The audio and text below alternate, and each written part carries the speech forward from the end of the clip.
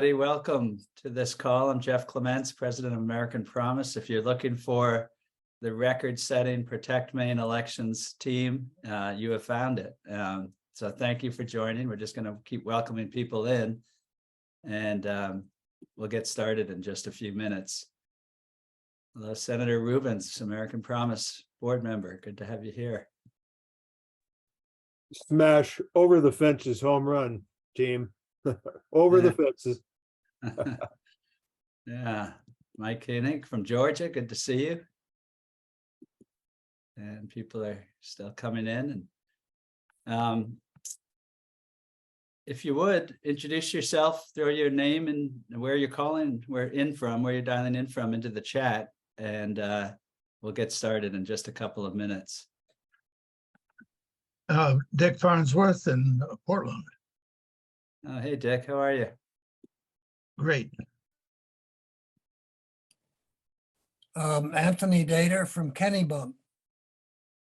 Okay, great. And as we get going, we'll be muting each other so we can get the program going, but just go down to the chat button at the bottom of your screen. And if you click on that, it'll open a screen and you can type in your name while we're talking and where you're calling from.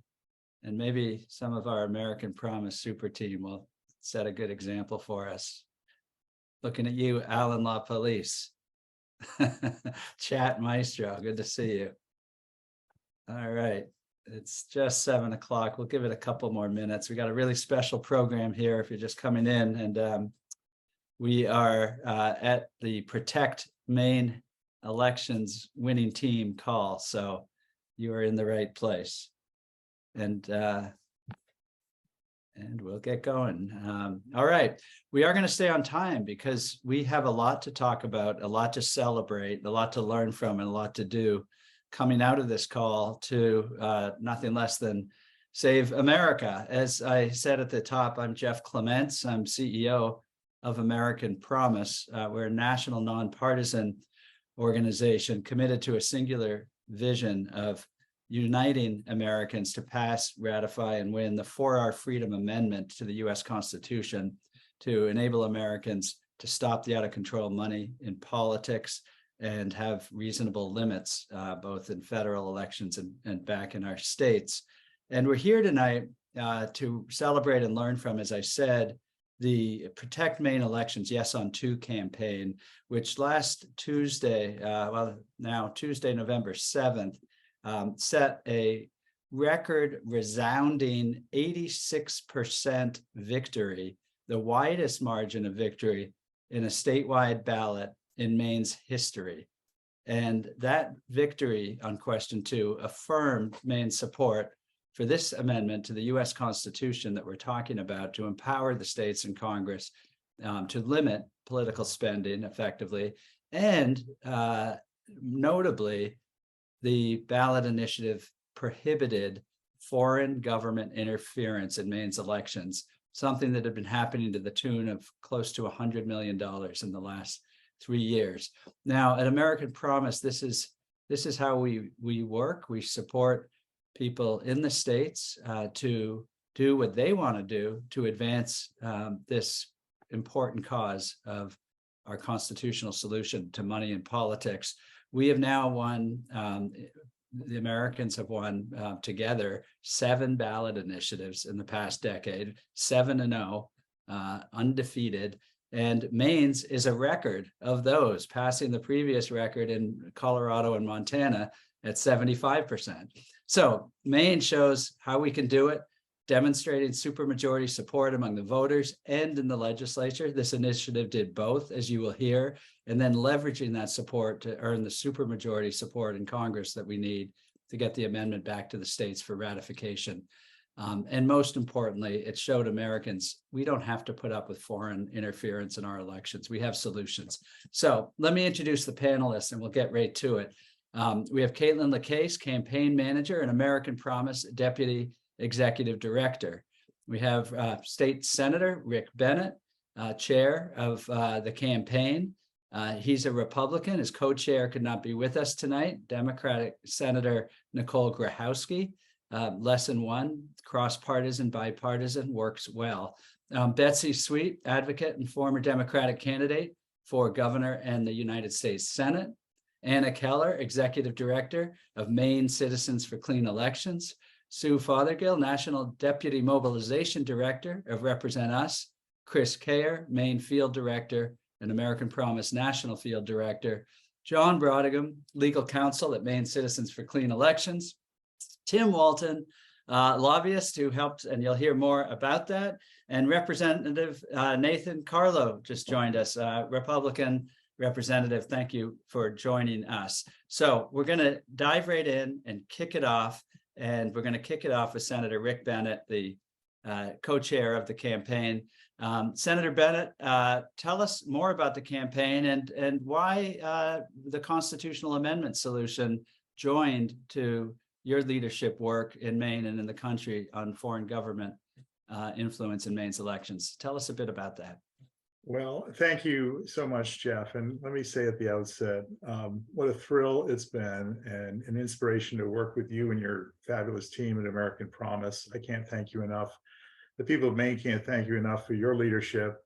We wouldn't have had this historic victory without your own personal commitment and that of your organization and your team. So thank you.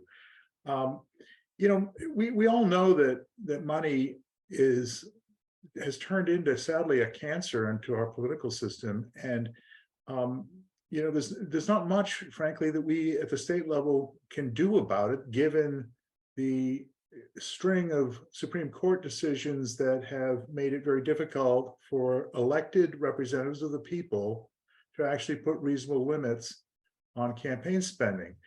But here in Maine, we realized that we were suffering with this horrible loophole under federal law, which allows an unlimited amount of money to be contributed into state and municipal referendums from entities controlled directly by or owned directly by foreign governments. In fact, foreign governments themselves, before this win, could involve themselves directly in our elections. And this isn't just a theoretical problem. In fact, as you mentioned, more than $100 million from foreign government-controlled entities has been spent in Maine elections in the last 3 years.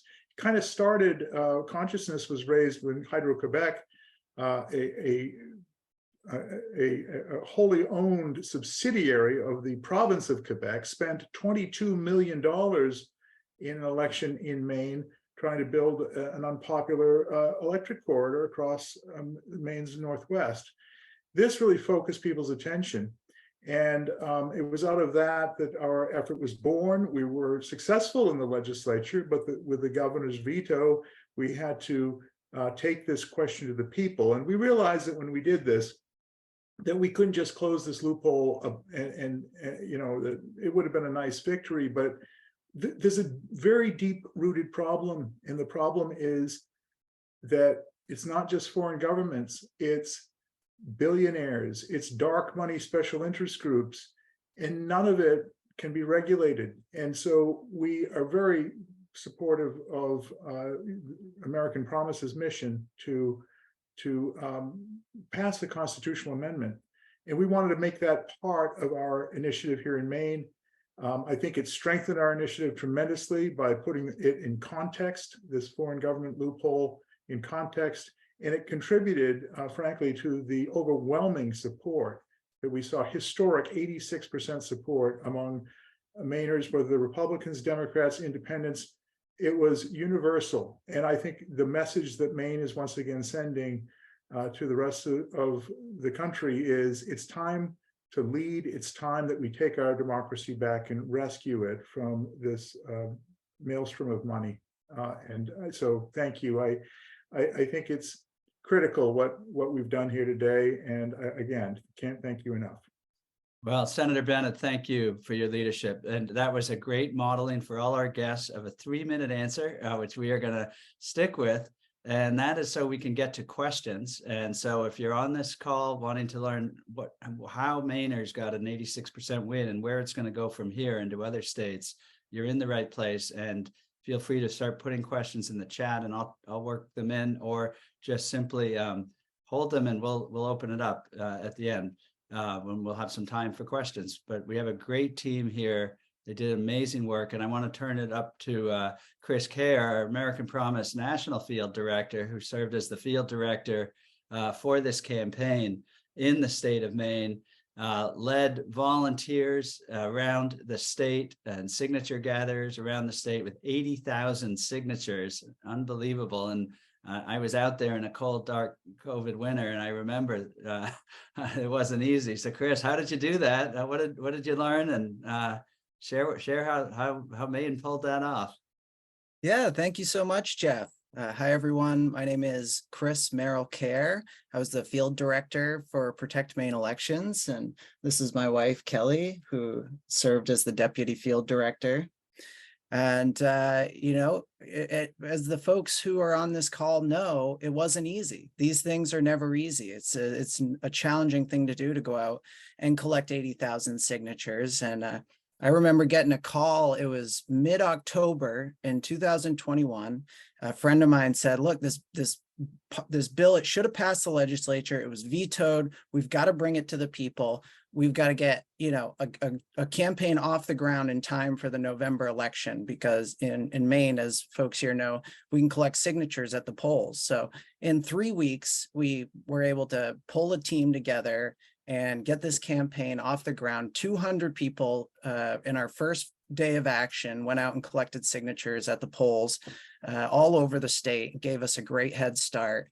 And, you know, the one downside of starting in November is that you then have to go through the Maine winter, 5 months of heavy snow and cold nights, cold days out collecting signatures. But we had an incredible team of people. We had people out collecting signatures before the sun came up at Bath Ironworks during the shift exchanges, people out collecting. One guy would swear by just going out to Walmart parking lots. He'd hang out in a Walmart parking lot for hours and just talk to people as they're loading up their groceries. And we went to fairs and farmers markets all over the state, and it didn't matter where you went in the state. We could be in Portland or Millinocket, and the reception was the same. Everyone agreed that this was an issue, that money was corrupting our politics. And, you know, frankly, a lot of people who are feeling like jaded by the system. They're feeling like their vote doesn't matter anymore. Their government doesn't represent them. And this one issue is bringing people together in a way that I've never seen working on a referendum before. And we moved forward. We pushed forward, and over 12 months, we're able to get the signatures that we needed, thanks to just an amazing team of not just organizers and staffers, but we had support in the legislature. We had volunteers all around the state. So many people on this call who aren't on the panel who helped. Will Hardy and Phil Steele and just so many people, all the volunteers who contributed. It was an incredible operation. And right before this call, I'll leave with this, right before this, I went on to check how many volunteers helped out over that period of time. And we had over 660 total volunteers help out on this initiative. You know, some folks could do an hour on election day, and some did much more, but everybody chipped in, and together we were able to get this thing over the finish line. That's outstanding, Chris. Thank you. I had to note in the chat, big shout out to the volunteers and everybody who made this happen. Really fantastic. Kaitlin, back to you, our campaign manager, national deputy executive director at American Promise. Chris mentioned the legislative process. What was that about? And what role did that play? What happened in the legislature up there? Absolutely. So in Maine, like many states, the legislature actually has the opportunity to pass citizens initiatives outright. They just don't typically exercise that opportunity. So we decided to try, though, for several reasons. One, we were constrained with our resources, and we knew that our opponents were not, and that matters less in a legislative campaign. So we wanted to try to get this done in the legislature. And then second, We also knew that our polling was really, really strong, but it was critically important that we maintain those numbers. If they ever became squishy or soft, our opponents were going to engage with tens of millions of dollars. So we needed to find a cost-effective way to hold where we were and to keep it moving forward. And a legislative campaign is a really great opportunity to do that. It allowed us to organize our volunteers, build our grass tops and grassroots coalitions. We had former members of Congress endorse. We had the Speaker of the House endorse. We were able to do all this with the sense of urgency that was really there. It also allowed us to take advantage of many earned media opportunities. And the visuals alone, I'm smiling just thinking about it. Anytime that in the paper or on TV they're talking about our effort, we have images of voters holding signs in the state house, smiling and advocating with their legislators. And on the rare occasion where they talk to one of our opponents, it's an attorney in a suit in a Zoom square. And for those visuals alone, it was worth going to a legislative campaign. We thought that we could win. We know that we had legislative champions, thanks to folks like Senator Rick Bennett and Senator Nicole Grahowski, and I see a few other folks here who were champions. And we knew there was broad support, and we thought that there was a good chance we could win. And we did in the legislature. For the first time in nearly 2 decades, the legislature passed a citizens initiative, which was really with broad bipartisan support. It was really incredible. It was not easy. You'll hear more about that in a minute. It was really quite remarkable. Of course, only to be vetoed by the governor. But when it came back for a vetoed override, we lost by just 9 votes. And again, that whole thing was another opportunity to engage with voters. And frankly, at the end of the legislative session, even though we weren't ultimately successful in that time because of the governor's veto, our campaign was in a much stronger position heading into the ballot effort than we otherwise would have. And so it was a wonderful opportunity to take advantage of, we're scrappy. We have to take advantage of every opportunity we can. And that really provided it. So thanks, Jeff. Thank you, Kaitlin. Great lesson there. And, we're talking about the big win in Maine, but this sort of scrappy and determined win, which is really a win for the people, 86% is nearly everybody, but you can see the fight in the legislature has to happen. And that's really important as we go, and we'll talk about in a moment, onto other states. Winning constitutional amendments, which we're doing, is going to take leveraging that existing supermajority support, but also winning votes in legislatures. And Kaitlin just described how it's done, but I know that we had tremendous help from 2 of the best, Tim Walton and Betsy Sweet in Augusta with the legislature. And Tim and Betsy, thank you for your outstanding work on this. And Kaitlin said it wasn't easy. You know that from the inside. So tell us a little bit of that inside view and some of the legislative battle that happened. Well, thanks, Jeff. And, it is, it's interesting. And it was such a great team to work with. And it was really, that was a huge part of the success. But one of the things is that there's an inherent problem in any of these referendums, these constitutional amendments that change and attempt to change some of the fundamental things that are happening and bring it back to original democracy, which I think is what we're doing. But the people who are voting on this got there using the system as it is. And so, they're kind of hesitant, except for the champions that we have here. And then we were able to convince lots of people. They're kind of hesitant because they're like, well, the system worked for me. I got here this way, so I don't really want to change it. So they had that kind of feeling, but then they had this overwhelming polling that said, 80%, 75, 90% of people support this.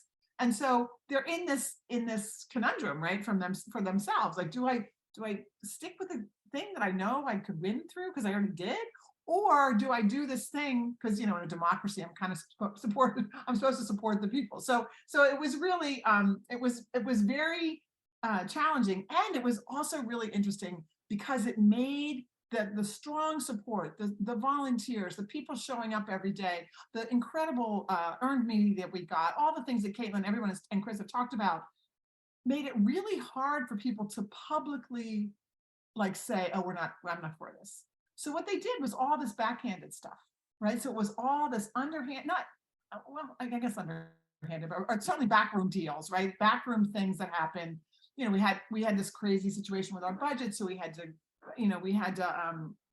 adjourn early, and then it came back and they tried to say that it wasn't germane, and then they tried to say, you know, I mean, it was just, I've worked in the legislature for 42 years on a million things, and I have never seen so many things thrown at us, and like one after the other, first by the Republicans, then by the Democrats, then by the Republicans. I mean, it was like I really felt like I was in a pinball machine.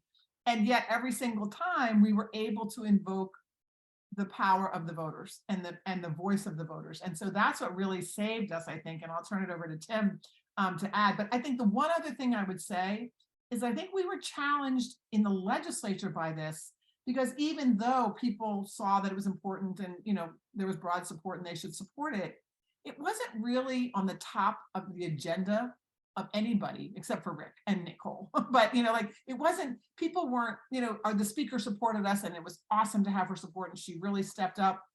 But it wasn't, I mean, she got a lot of other things going on and this wasn't top of the line. And the same thing I would say was true for progressive and other organizations in the state. So that was a little bit of a challenge, but it was like, I have never done so much legislative dancing in my life, trying to get stuff, watching what's going to come and then do it. But you know, I think because we had such support and the, you know, the work that American Promise does nationally, and the fact that American people and Maine people really know our system is broken, that they couldn't back down. And I'll turn it over to Tim. You're muted, Tim. I was told to mute and I forgot to shut it off. I can't hold a candle to Betsy, honestly.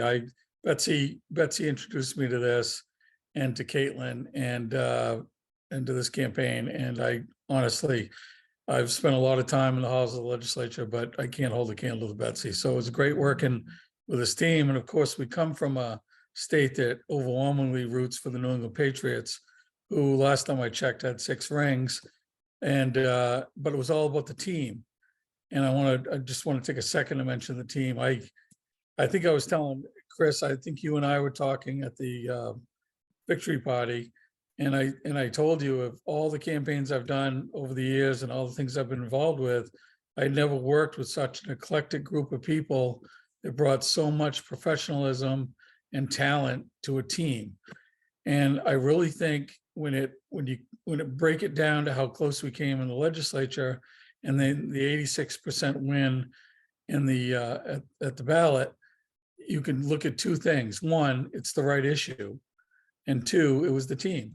I mean, I'm looking at John Rodigan. I don't mean to single anybody out, but you know, there were junctures there that we needed John's expertise, and he was one piece of the puzzle, one piece of the team that was able to bring that in very quickly and gave us the resources we need. And it's again, that I think the team was the critical piece to this. And I put a lot of that on Kaitlin for bringing us all together. But when you look at the legislature, you did have 2 strong champions in the Senate, and Senator Bennett, Senator Gahowski, and they really led this. Of course, Rick was the chair and he led it, but Nicole was right there all the time. But in the House, there was a leader there that I think maybe didn't get a lot of the credit during the legislative process, but he was so instrumental in bringing both Republicans and Democrats together, and he happens to be a Republican, and that's Representative Carlo. And I think that both during the legislative process and then afterwards when he worked on the campaign, again, it's just so much about the team. I also think that this was an issue that, although we came up short, and this is something I would encourage other states to look at, although we came up short during the legislative process, it was really a victory all in itself, because I think it teed up. It was like a playoff game getting you to the Super Bowl. Another football analogy, sorry about that. But it was it brought awareness to the issue so that it separated itself on the, what was there, 8 ballot questions? It separated itself a little bit.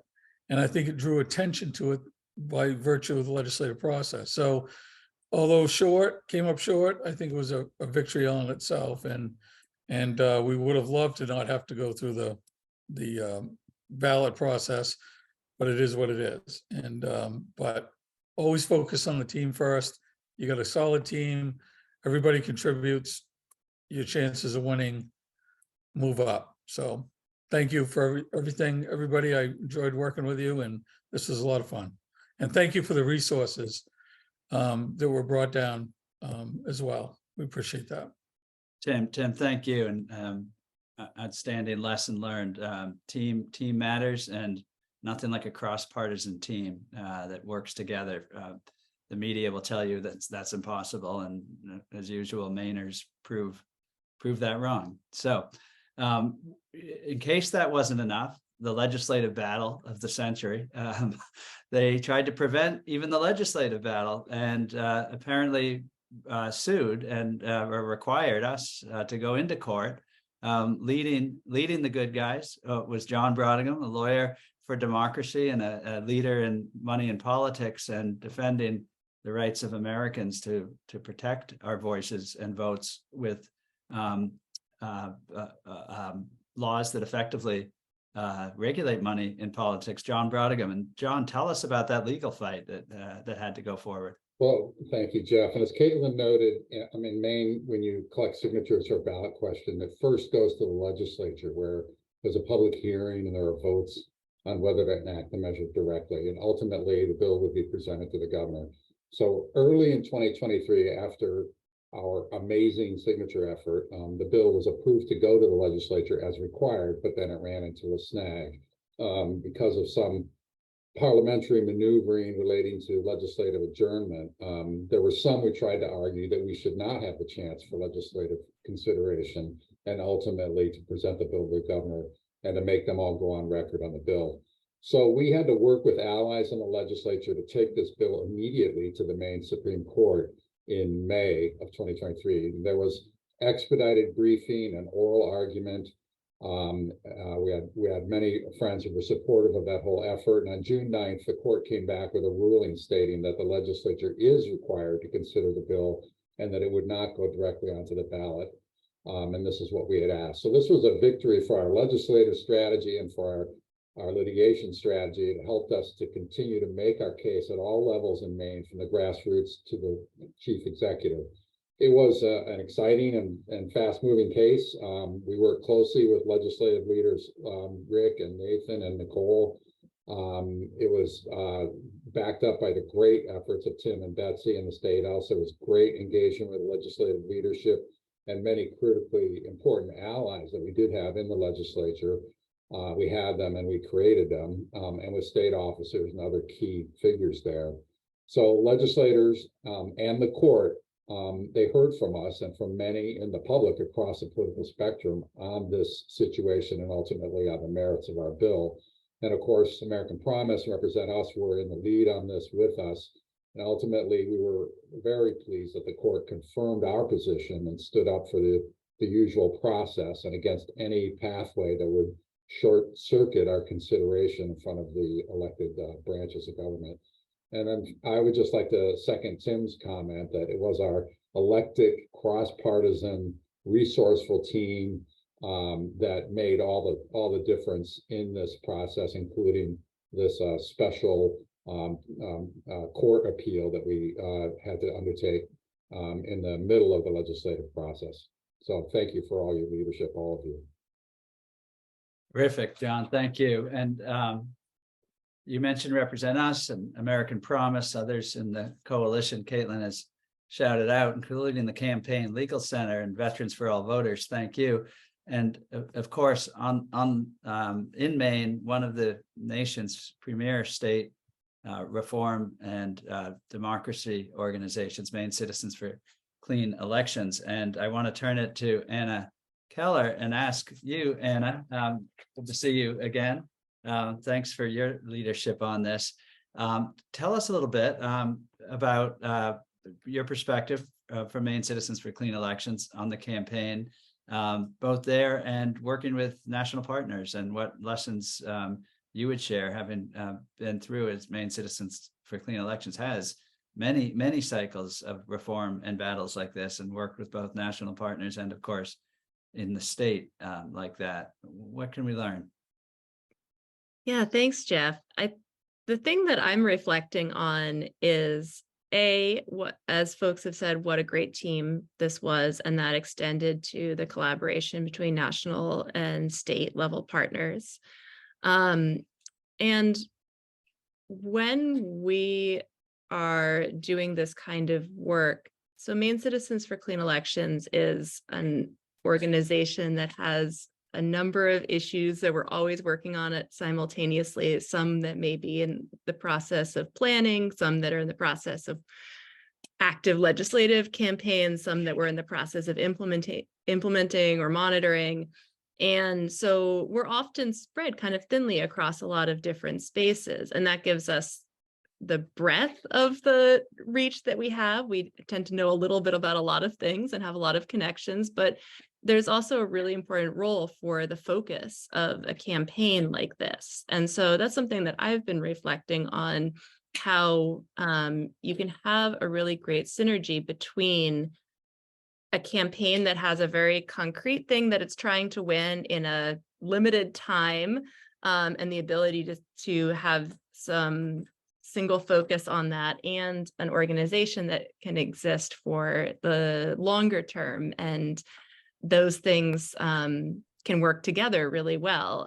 They can also pull in opposite directions if you don't have good communication. But I've always felt like Kaitlin and the whole team did a great job of making sure that we could plug into the campaign in ways that were going to be beneficial for the campaign and for building long-term support around issues of money in politics and democracy in the state. And so I really appreciated that combination of the urgency of the campaign and that thought given to long-term strategy, and really figuring out how we were going to ingrain this work at the grassroots, even once the campaign was over. Great. Thanks, Anna. And another great partner, and our friends that represent us, and Sue Fothergill. Sue, am I pronouncing your name correctly? Yeah, Fothergill is perfect. Thank you. Awesome. All right, good. Well, Sue, it was terrific to have all your help. I heard we set a record in Maine with calls under the Represent Us call system. So people say we broke the internet. Maybe we broke the call system at Represent Us, but I hope not, because we need that. The nation needs that. So tell us, if you would, a little bit more about the mobilization effort. I know I signed up for a few shifts. The system works really well. And talk about how you organize and how Represent Us supports these kind of campaigns around the country, and what can we learn from what happened here? Absolutely. First, thank you, Jeff. It's a real honor to be here with American Promise and all of the excellent partners and leaders in Maine that helped to get this incredible win for Americans and for Mainers. So just thanks for having us. Just a little bit about Represent Us. We are deeply committed to building the strongest democracy in the world. And we achieve that through structural reform, like eliminating the corrupting influence of money in politics. And so in order to achieve that result, we work with campaigns like Protect Maine Elections, like Democracy Maine, and others to help infuse those campaigns with a wide array of supports, including our amazing and dedicated National Volunteer Corps that we call Action Brigade.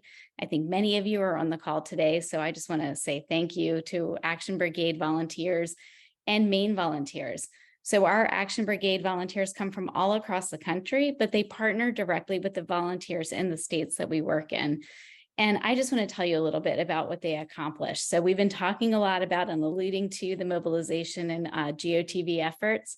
I just want to share that those volunteers sent 350,000 text messages over the course of the campaign. They made 26,000 phone calls. And Jeff, as you said, we broke the record with 18,000 of those phone calls just in the 28 hours leading up to Election Day. And those were focused on Mainers who hadn't gotten out to vote yet, but had communicated to us that they really supported this issue. We had 25,000 individual conversations, and these are peer-to-peer conversations, Mainers talking to Mainers, volunteers from across the country that were excited about this campaign talking to Mainers. And out of that effort, right, Chris talked about this a moment ago, others have referred to it, we ID'd hundreds of volunteers or volunteers willing to take actions and support a question 2. And then we got the widest margin of win in the history of wins. And I think that's the amplifying effect of volunteers. So when I think about what can we learn from efforts like this, is that campaigns take time, right? This happened over a period of time. And that engagement with voters really matter, especially when that engagement can be personalized and relational. People want to know that their voices are heard, and they're tired of their voices being drowned out by money and politics. And a campaign like this both defeats the money in politics, but also gets to the heart of what we're all working towards, which is that our votes matter, our voice matters, we matter to democracy.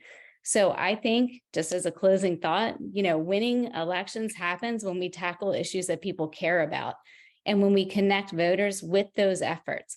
And that's what Protect Maine Elections did. And I just want to say we were so glad to be able to be part of it. It was enriching and enlivening for our entire organization. Yeah, fantastic, Sue. Thank you. And right back at you and all our friends that represent us. Hey, we're going to go back and do stand by with your questions, start teeing them up. We're going to open that up in just a couple of minutes, but I want to go back to a couple of our legislators on the call. Senator Rick Bennett, who are chair of the campaign, and Representative Carlo, Nathan Carlo is on the phone, on the call, I believe.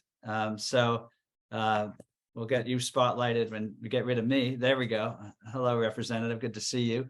And now this was a cross-partisan campaign. American Promise and the Protect Maine Elections campaign certainly is cross-partisan at every level, grassroots, staff, everybody else.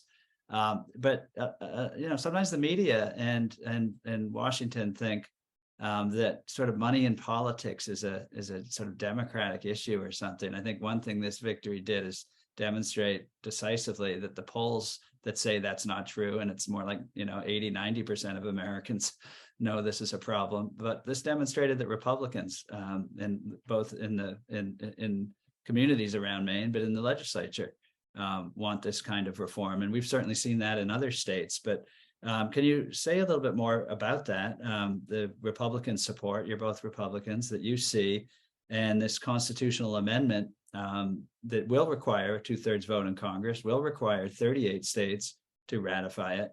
It's going to need Republicans, Democrats, and independents all working together. So what were the lessons learned from your perspective as Republicans as we go out from this great win to take it to the rest of America and get this country moving in the right direction again? Either one of you can go first. Representative, why don't you go first? And I see the senator yielding, as they say in the legislature. So fire away. Thank you, Jeff, and thank you, Rick, for sharing the floor with me. It's great to be with all of you tonight, all the dedicated volunteers and colleagues of mine on the campaign. One of my responsibilities after the legislative session was going around the state and talking with voters directly. And I spoke with Republicans, Democrats, unenrolled people who weren't really even interested at all in the issue or in politics in general. And I found that one of the great unifying topics was that there's way too much money in politics. And since 2021, it might have been said earlier, close to $100 million has been dumped in Maine by foreign actors. And I think that Mainers were appalled by that when they found that out. So wherever you were on the political spectrum, I think that was a great asset to the campaign because it makes sense to people. We want to be able to make our own decisions. Maine people are certainly well qualified to make our own decisions. And the issue was a good issue to have. From a from a national point of view, I hope that Republicans and Democrats can work together as we have done consistently in Maine on this issue in the legislature, cross-partisan support in both chambers. Very sad that the governor did not ultimately support it. But in my floor speech, while discussing whether or not we were going to override the veto, I said, well, we can do this today, or we can be embarrassed by the voters on November 6th. And we surely were embarrassed by the 86%, more than a supermajority rejection of the legislature's failure to override that veto. But we won in the end, and I'm very fortunate for that. Well, thank you for your leadership. Senator Bennett, do you want to add anything? Yeah, just a word or two. You know, I've noticed this on a lot of important issues, that the leadership doesn't come from State House domes or from the Capitol building. The leadership comes from the people, and the politicians are the last ones to get on board with these sorts of things. And Betsy mentioned earlier the notion that there is some sense that, you know, people who are elected have matured and evolved in a system that where the money is truly reached toxic levels. But I think this is just one of those issues where Republican legislators are not where their voters are. And because, you know, if you look at where the money's coming from, the special interest groups, the dark money, super PACs, the billionaires, one could observe that they seem to be coalescing around Democrats more than Republicans these days. And so this, but at any rate, it's certainly all it is doing is making powerful people more powerful and drowning out the voices of ordinary voters. And that knows no party. That is a problem that we must arrest if we are going to save our republic. And I think Republicans and Democrats, voters, both understand this truth. And when we keep having victories like we achieved with 86%, I think that the result will speak for itself and the leaders will follow. Well, we at American Promise sure think so too. And this is a grassroots driven campaign around the country to put an amendment into the United States Constitution. As Senator Bennett said, that's what it will take because of Supreme Court decisions that say we're not allowed to have effective limits on money in state and federal and even local elections. We're now seeing super PACs and school committees races. And it's as Senator Bennett said, it's toxic at every level at this point. So I'm going to close this portion, but we do have a question time now. So start raising your hand, but I'm going to go back to Kaitlin LaCasse, who led the Maine campaign, who's also the leader of the state's effort across the country as American Promise's Deputy Executive Director. I know you're planning to take this victory to many other states. Kaitlin, what does that look like going out, and how's that going to help bring this constitutional amendment back to the states for ratification? Absolutely. Thanks, Jeff. The main win right here with 86% was really a demonstration project of American Promise's strategy. American Promise has been in Maine working with folks like MCCE and others for the last 5 years, since 2020. So I guess that's 3 years now, last 3 years. So we know that this works, and we know that there is overwhelming bipartisan support for the constitutional amendment. We know this from polling, and we know this from speaking with voters, not just in Maine, but from around the country. But we cannot get it done without turning this grassroots support, as Senator Bennett just mentioned. We have to turn the grassroots support, the voters are there, and turn that into action by our legislators and our members of Congress. And that takes a strategic, well-funded campaign in all 50 states. That is what this will take. And it is a big responsibility that we all take very seriously. That's why all of us are on this call tonight.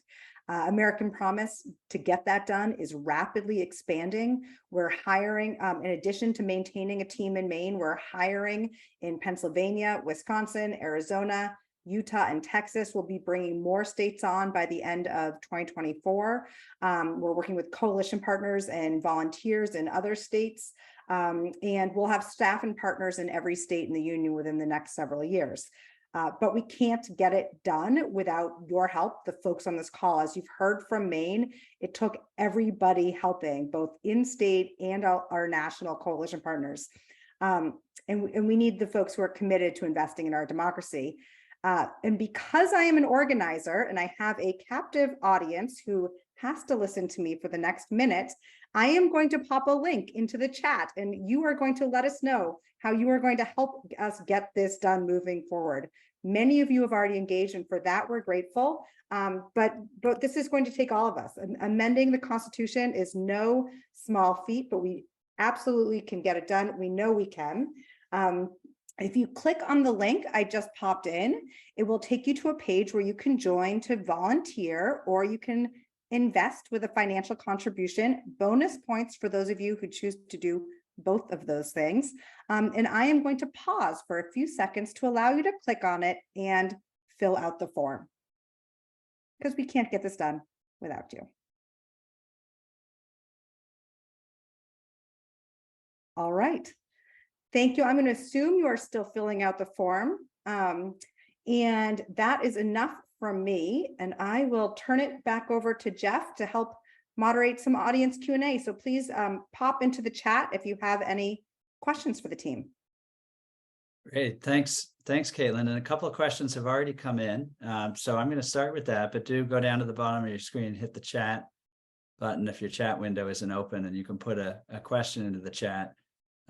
Or raise your hand and ask a real quick question so we can get others in, and we'll keep them moving, and I'll direct them to the right person. So I'm going to direct this one to myself and then to maybe a couple of others, but I do want to start because I do want to, as Kaitlin said, sign up at that link, because there's a question that says, now that 86% of Mainers have voted for this, and it's such a clear, strong support, what kind of conversations are going on with Senator Susan Collins in Washington? And the one thing I wanted to say on this is that an interesting part of the law that was passed by the Maine voters actually puts the Maine Ethics Commission in charge of issuing a report on how the representatives in Washington from Maine, both senators and representatives, are doing at working together to build the cross-partisan support to get a 2/3 vote in Congress. So I'm sure Mainers will be meeting with Senator Collins and the rest of the delegation to learn how they're doing it, to listen and learn how Maine can support Maine's delegation in building that 2/3 support, and reporting back to the Maine Ethics Commission for a report that will be coming thanks to the great work on this ballot initiative. But I also wanted to add that American Promise's National Citizen Leadership Conference and Citizen Lobby Day will be at the very end of April and the very beginning of May. Exact date TBD, but note your calendar now, because there is nothing more effective than constituents sitting down with their members in Washington, and including Senator Collins, but everyone else, to talk about moving this through Congress. So I do want to, I know Senator Bennett, you've had a few things, but you are the leader of this campaign as the chair. So you also were in Washington at our last Citizen Lobby Day in meetings up on the Hill. Could you just share a little perspective, if you have anything you want to add to the questions about Senator Collins, and also as a senator yourself in Maine, what's effective advocacy when you have this kind of thing that can help not just Senator Collins, but Republicans across the board in Washington get behind this? Well, apparently this is a unique thing to Maine's delegation, but it's common practice when Mainers go to Washington that they not only meet with staff for a few minutes, they actually meet with the members. And I know Senator Collins tries to meet with as many people personally. So I think that day of action is critically important. I think I know that she was watching this issue unfold. I know Senator King was watching this issue unfold as well. He texted me late evening on election night and said, "Congratulations."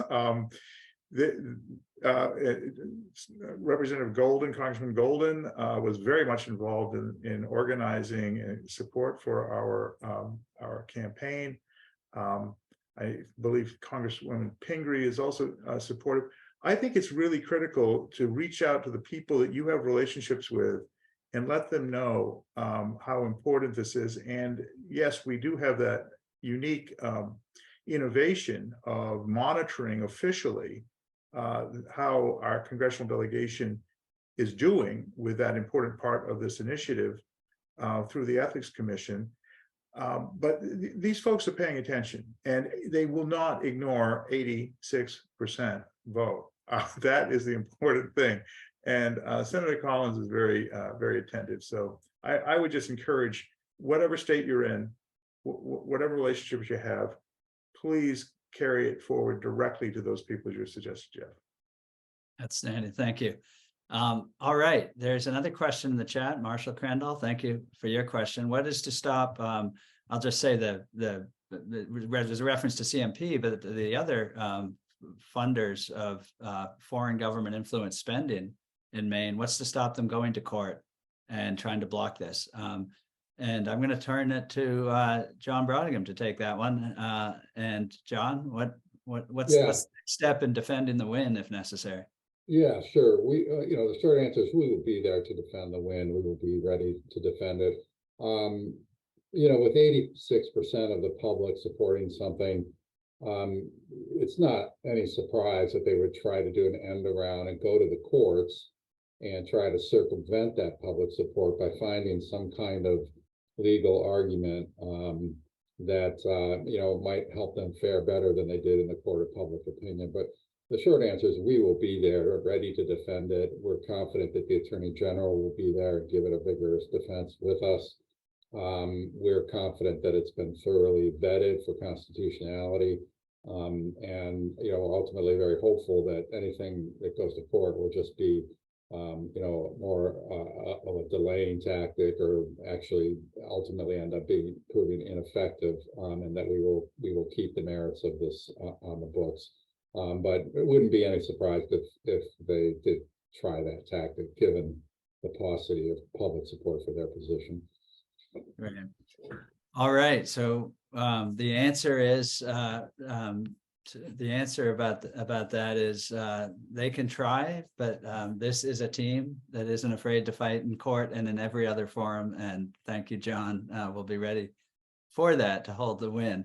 I do want to give it back to Kaitlin with a question, which is somewhat related. What comes next? And all of these questions are about what comes next. What happens in Washington now with Maine's delegation? What happens if there's efforts of the foreign money spenders and other sort of super PAC forces try to challenge this in court? We're ready. But for the grassroots people, the 600 volunteers,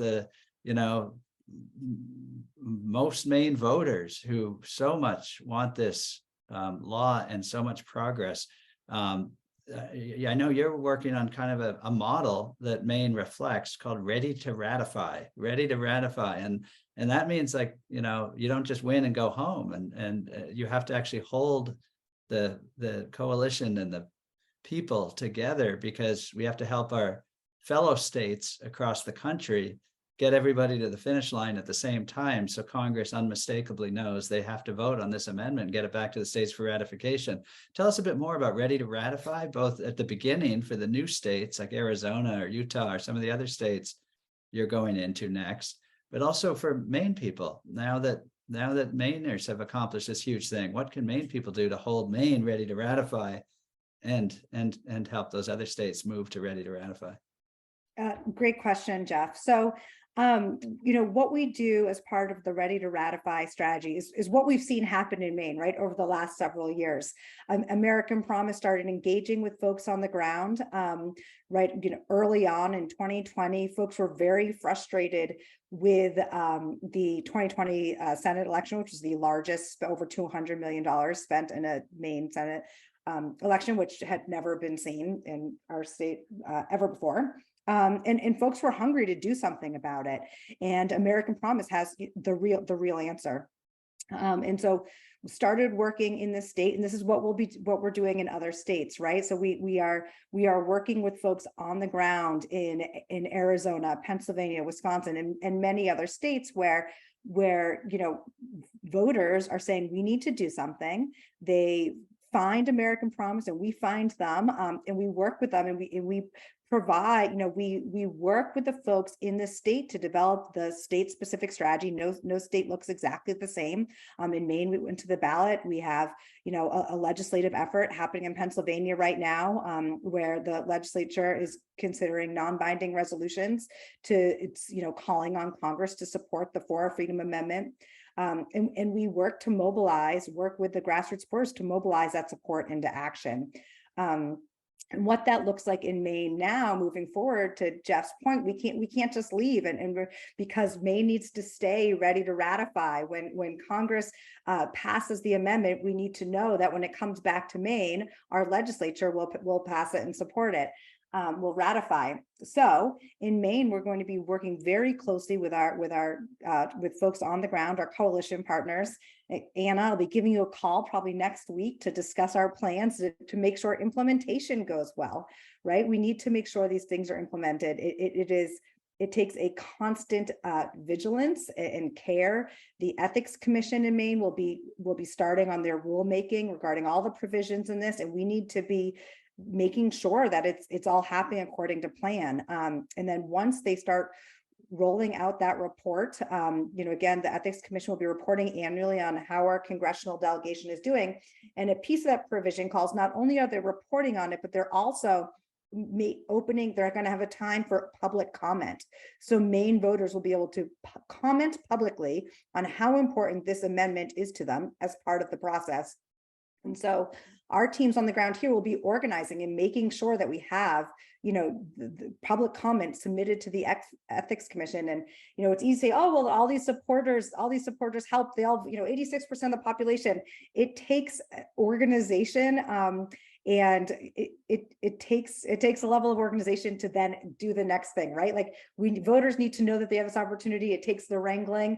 None of this just happens on its own. A lot of this looks easy, but none of it just happens, as we all alluded to. So we'll be working hard to make sure those of you in Maine, we will be in touch with you to make sure that you are able to submit your public comment when the time comes.